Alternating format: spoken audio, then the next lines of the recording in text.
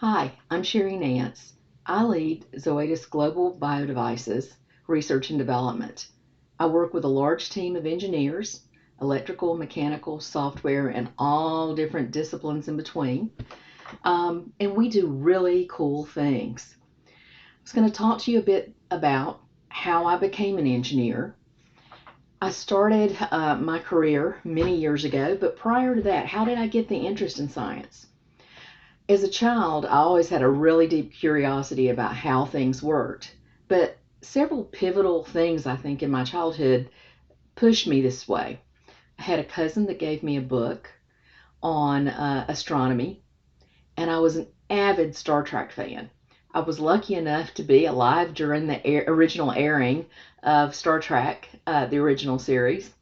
As hokey as it was something really cool back in the day. And we had never seen anything like it. And I thought what these people were doing was just spectacular. They were learning the secrets of the universe. And so I wanted to be on the Starship Enterprise. And so I set out my endeavor to learn more about what you would be and what you would learn to be able to do something like that. So the book on astronomy, loving Star Trek, and I had a father who really cultivated my interest in all kinds of things and to learn everything I could get my hands on.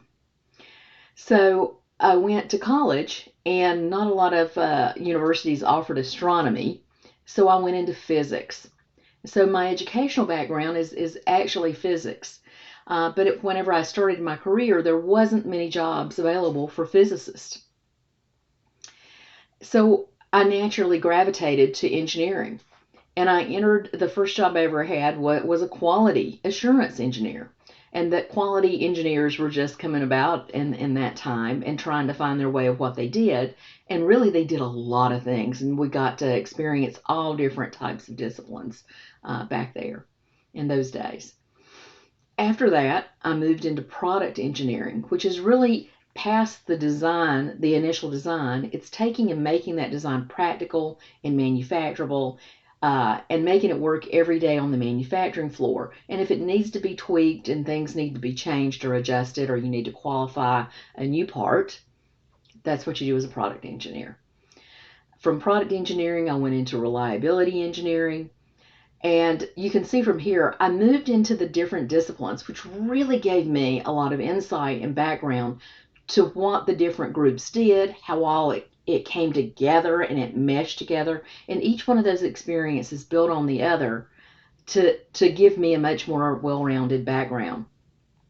So I think I will part with a few words of advice is take advantage of any opportunity that steps in front of you. It may not be so readily apparent at the time it arises of how this is in the path that you thought you wanted to go, but take advantage of that experience because more than likely it's going to build your experience and your knowledge to either let you make different decisions if you like something better, or it's going to build your knowledge to be what it is that you're targeting to be.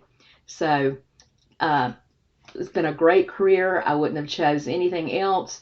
The technology is always interesting, and added on top of that, when you lead a group of people and you manage them, there's a lot of real, human aspects to the job as well that I actually really love, and love watching people develop their career and excel.